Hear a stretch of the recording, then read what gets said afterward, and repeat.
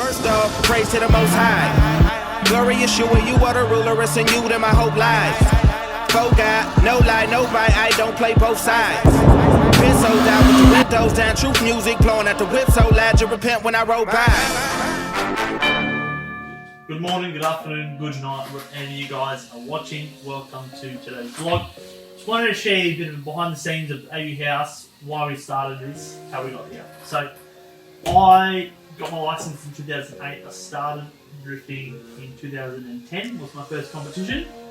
For a couple of years there, I went to a few track days with Archie that I could. So my first car was the C33 Laurel with an on-turbo RB25 in it. So I took that a couple of times on the track, and then I put a turbo motor in for the extra power. Now after that, skip forward to about 2011, I finally had some podiums. Essentially, I had one podium at Queensland Raceway against Levi Clark, and it was good times. And then just from now, that next year, 2012, was good all over the shop. Don't know what happened there, but 2013, I finally pulled it all back together, redid the car, painted all types of things. We're going to throw up a picture of it, how when it looked. So now, well, we made it look for this round. Got a few podiums that year, had a solid year, kind of put my name on the ladder as like a contender. 2014, just had an off year, mucked around in Falcons, S13 beaters, all types of stuff. And then finally 2015, I finally pulled it together. Rayleigh Raceway had their events, so I jumped in that. So I won 3 of the 4 rounds and came third on one of them. Mate Shannity beat me in one of them just because I was stuck around. So I had a solid few years in the C33 Laurel. Still got the Laurel, it will be coming back. But I don't know how exactly I got to the AUs, but I was driving my 33, I had a crash in it. I had an AU beater that we were mucking around in. Had all the lock kit, all the other bits and pieces, manual. And I thought to myself, hey, I'll just make a street car and be done. I can just drive to the track. So 2017, that was. I was like, oh, I'll just take the AU to QR and that's Siri and I'll just muck around. And I had a giggle with the boys. I said, oh, this will be funny. Everyone's going to just be like, what the heck, there's an AU out on track. Man, I was so impressed with that car. I was like, man, this thing's pretty good. So I actually took it, the end of that year, we took it to Mount Gambier. Actually, I think it was the start of the year. It was February 2018. We took it to Mount Gambier, and I thought, this is ridiculous. I'm towing an AU across Australia to drift. Like, you don't do this. But people loved it. I did not think anyone was even going to care. I thought, here we go. Like, people were going to be like, you're an idiot. But people loved it. So, actually, from then on, people loving the AU, I decided, alright, I might keep this thing. I didn't want to. Luke Fink, actually, who runs Archerfield Drift Park, was like, man, keep the AU. And I was like, I'm not keeping this damn AU. Like, but no one bought it, funny enough. So, sucks to be you, because you could have bought that thing, because it would have been a mad car. But I kept it. And then for a long time, I was like debating. That year, I was like, I didn't want to do Falcons. I love my Japanese cars. I can stick with them. I just kept having this prompt. I'm like, I need to do it. So I did it. We started the page literally one night. I just was like, AU House, we'll do it. And from then on, like, I already had my knuckles, I already had my candle plates. Those things were already made. So I was like, well, why wouldn't I have started it? So here we are. So you guys get to enjoy that. So another reason behind us doing AU House, and something I always wanted to do, was there's just a stigma at the track of like the pro guys, they just wouldn't talk to the level 2 drivers of the amateur classes, and it was just like, oh, that's the pro guys, you know, you can't talk to them.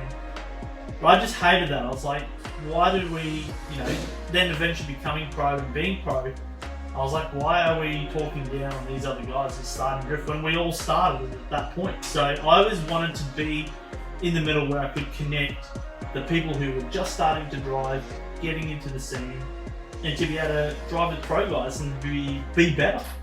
So that's where it all happened. So I just want to create a community of people that just want to have fun to drive. I mean, a lot of the groups nowadays, like, you know, people like, you need to have the coolest wheels. You can only hang with us if you've got these cool aeros, all these stickers. I've never been a fan. Like, I love cool cars. I want the car to look nice. But at the end of the day, you can only drive to a budget, and like people who drive more than like 10 times a year, that's a solid effort. Like, you're not going to be able to afford to have the best, coolest wheels because you're spending it driving. Like, reality is you have life, it's going to cost. You got bills.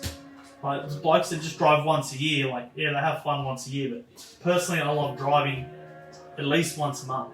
So I'm sure there's heaps of people in that same boat. So that's what we're about, creating an ability to go to the track on a budget that you can afford.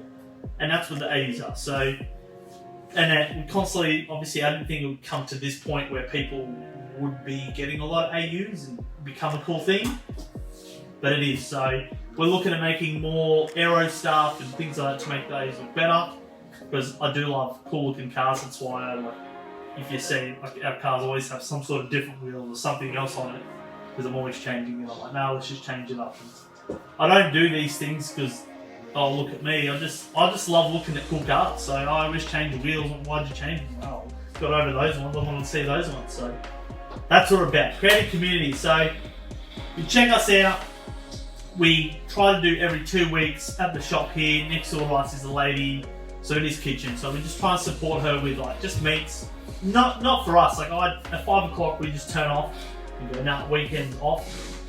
Purely just for her, so we can just help her out and give her business because she's just cool as. She makes the best food here in this whole complex in Ashmore. So check that out on every second Friday. We'll do posts on the Facebook page. You can check that out. You can like, comment, subscribe, see what there is coming up. We'll be, as soon as we've got new products coming in, things like that for AUs, BA Falcons, BF Falcons. We're slowly getting some FG parts coming. So we'll be putting that all on the Facebook page. We're hopefully very shortly getting our web page, so people can just buy directly off that site. Save us doing like transfer payments, things like that. Just a whole lot easier to obviously dispatch them. So catch you guys. Thank you. Hope that any other questions, throw it in on the post below. What else you want to kind of know? That's kind of all I had on top of my head that I wanted to share with you guys. Why we do this, why we're drifting Falcons, and just getting in it. Like, you got young blokes, you got old blokes that are like, oh, I want to start drifting now. I've had a Ford, and like, it's blokes that have never been in the drift scene, never been interested in drifting, but now are willing to give it a go. So I think that's pretty cool that people want to jump on board. So let's send it. Peace out.